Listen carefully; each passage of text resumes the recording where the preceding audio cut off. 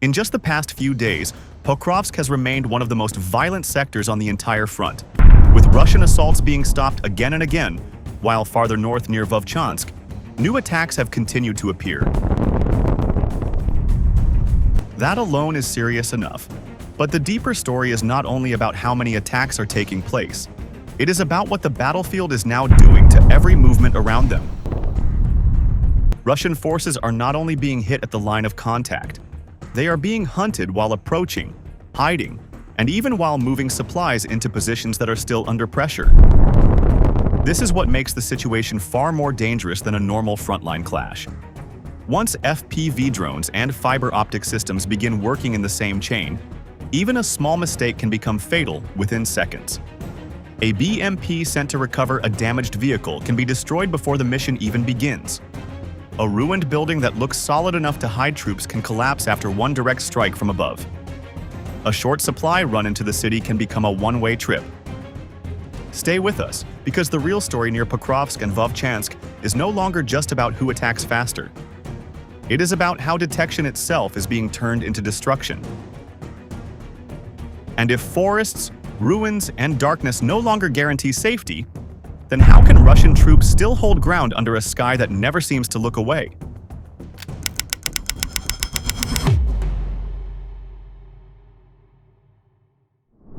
The first sign that Pokrovsk is becoming dangerous in a new way appears before any direct assault even begins.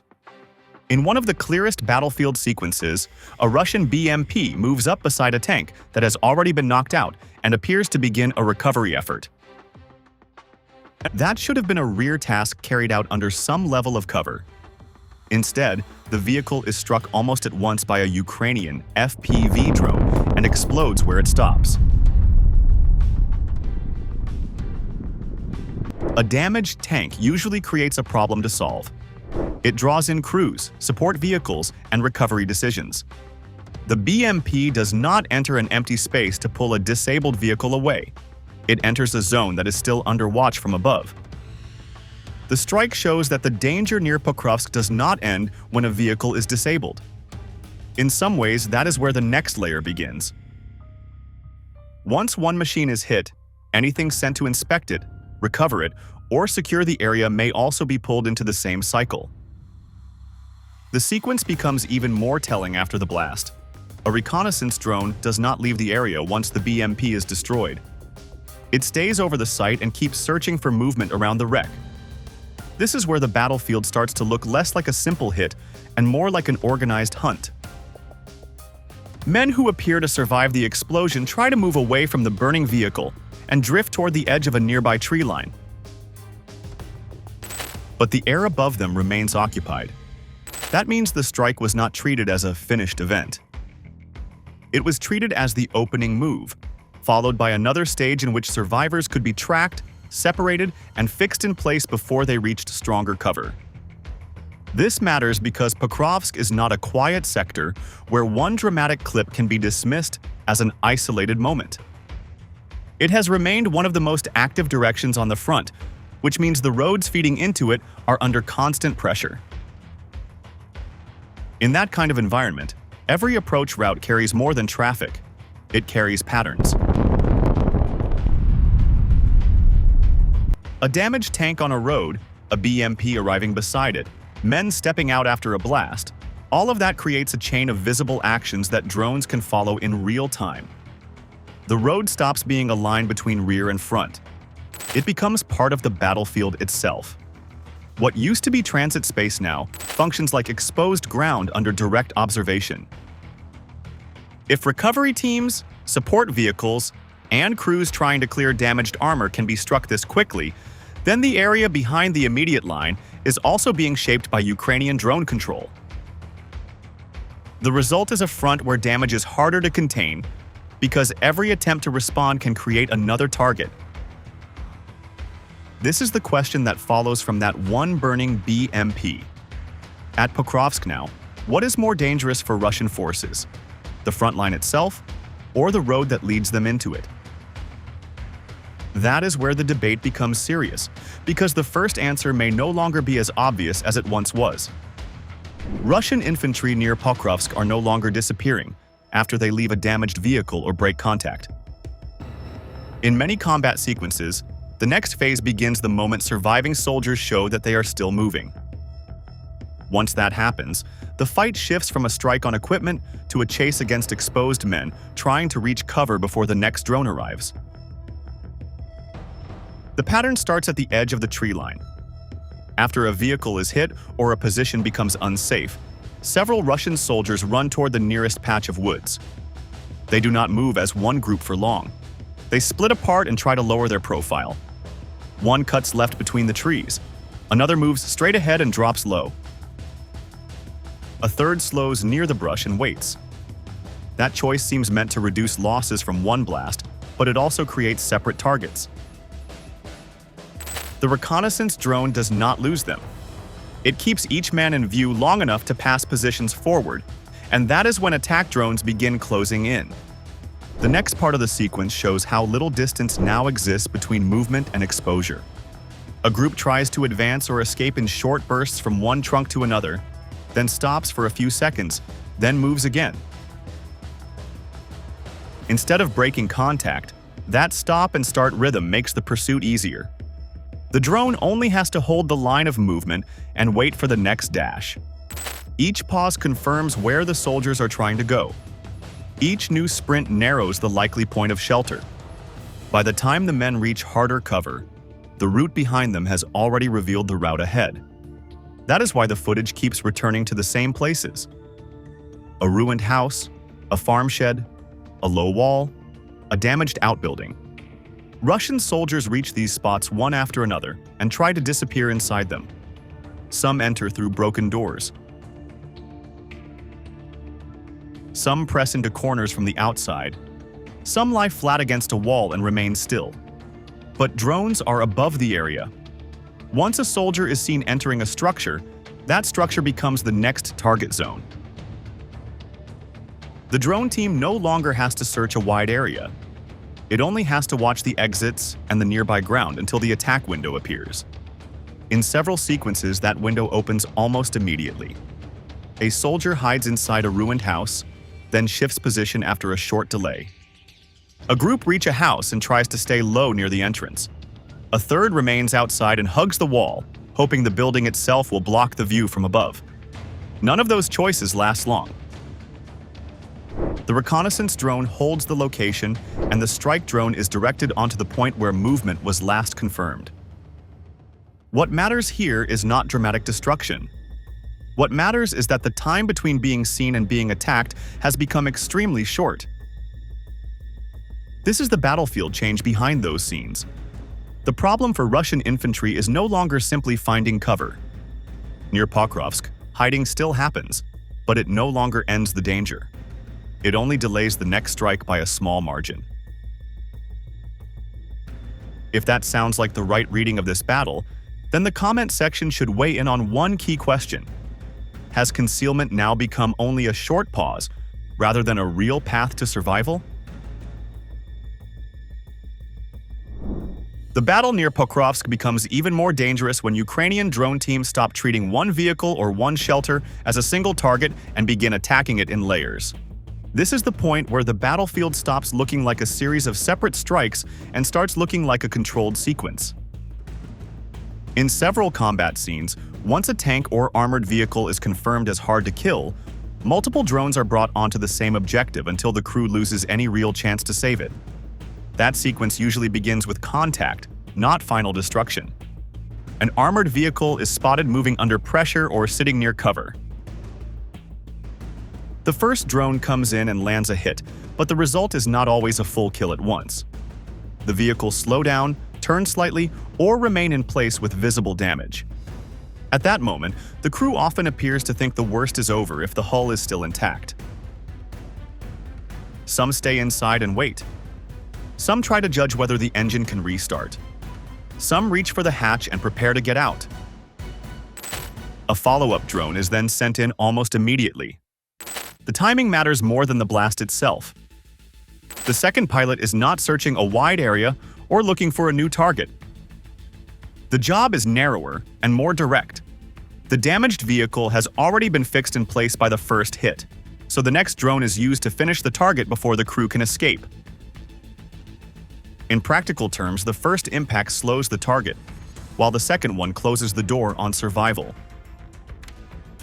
This is what turns a hit into a full loss. That same logic appears again when Russian troops try to use buildings as shelter. In older battlefield thinking, a solid structure could still offer some degree of protection if troops reached it quickly enough. In these combat scenes, that assumption breaks down fast. FPV drones carrying stronger warheads do not just strike near a wall and leave the rest standing. They are directed straight into the building or sent through the roofline, and the effect is immediate. Sections of wall break apart. The upper part of the structure gives way. Dust, debris, and fragments burst outward, and the troops inside are forced into the open.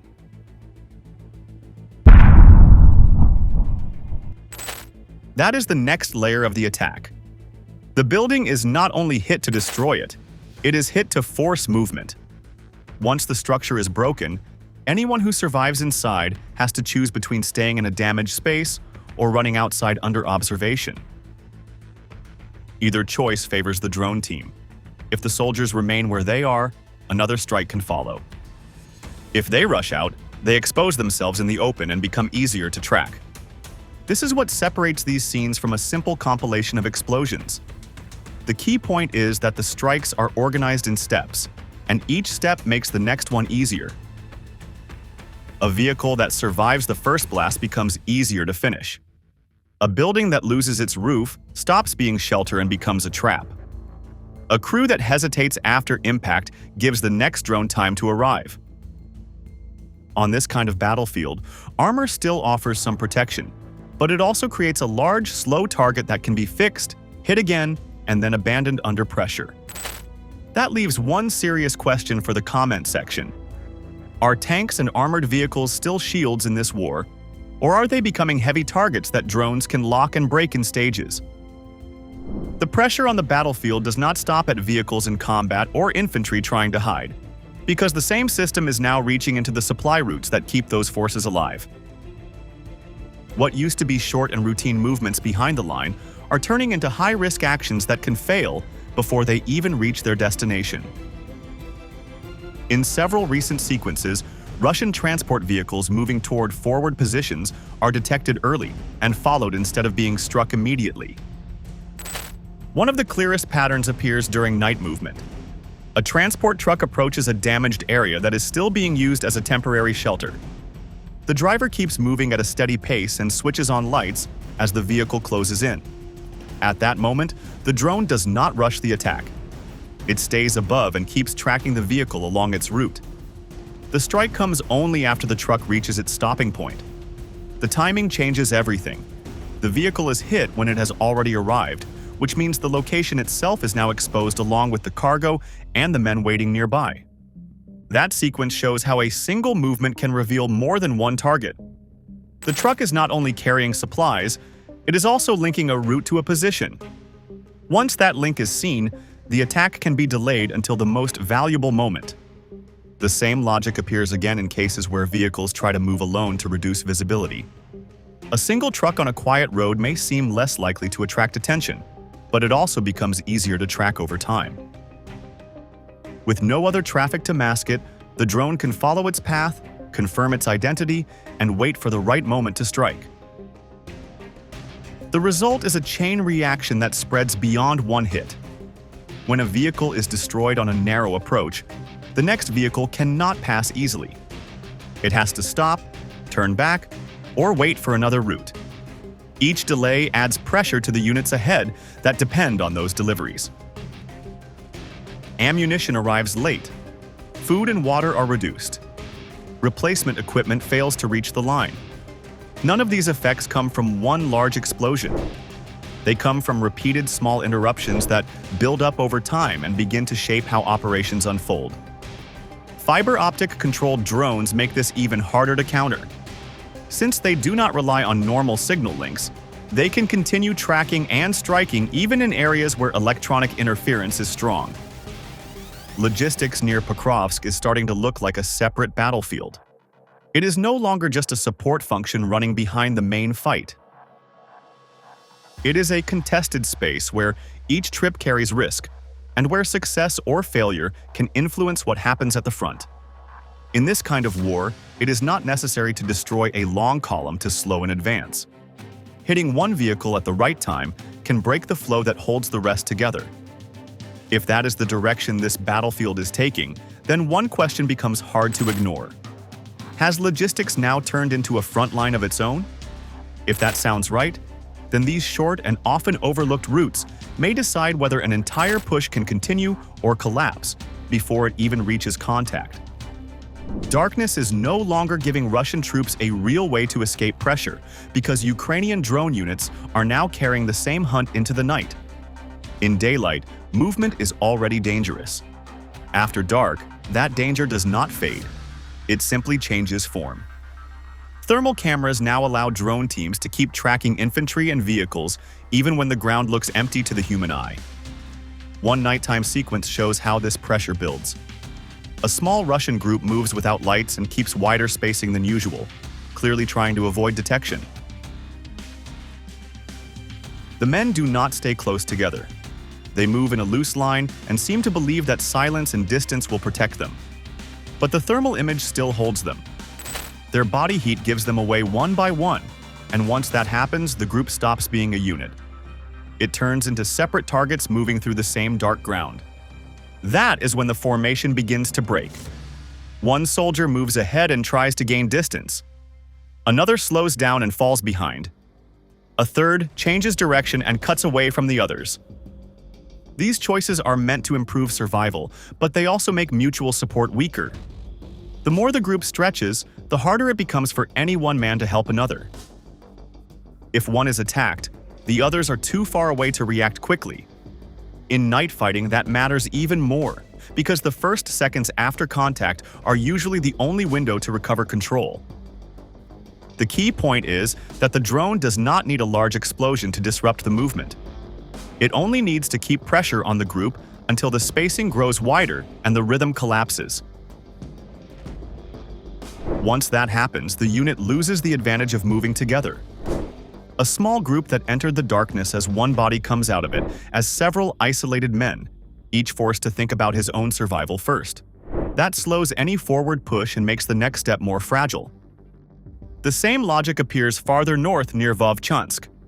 There, Ukrainian drone teams continue striking Russian infantry in a more methodical way.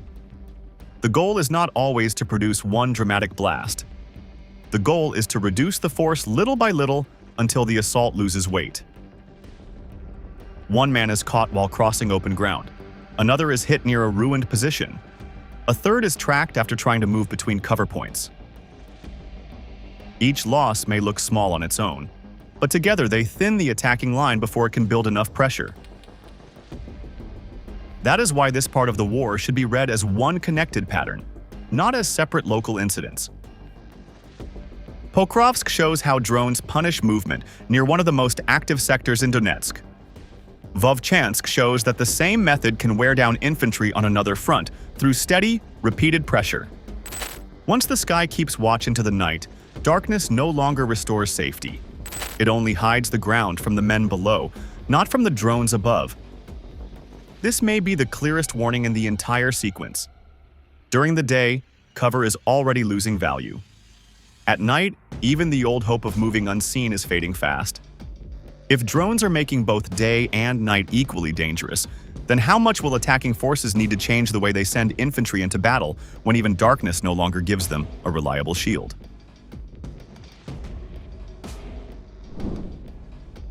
What stands out in the end is not a few successful drone strikes, but a closed chain of pressure that keeps tightening from one stage of the battle to the next. A BMP sent to recover a damaged vehicle is burned before the mission can even begin. Survivors run for the tree line and still remain under watch. Ruined houses, sheds, and small structures give only a short pause before the next strike follows. That is what makes this battlefield so important. If one side controls the low sky, that side can slow movement, break coordination, and weaken an attack one small target at a time. The damage may look limited in each separate moment, but together, it begins to shape the tempo of the whole fight. The bigger question now is what comes next. Russia may try to adapt with smaller groups, shorter movements, and tighter camouflage.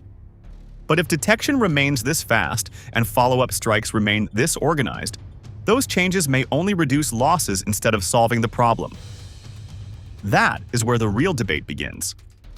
Can Russian forces still find a workable answer to this kind of drone control near Pokrovsk and Vovchansk? Or is this becoming the new normal for modern ground war? Leave a comment with that view.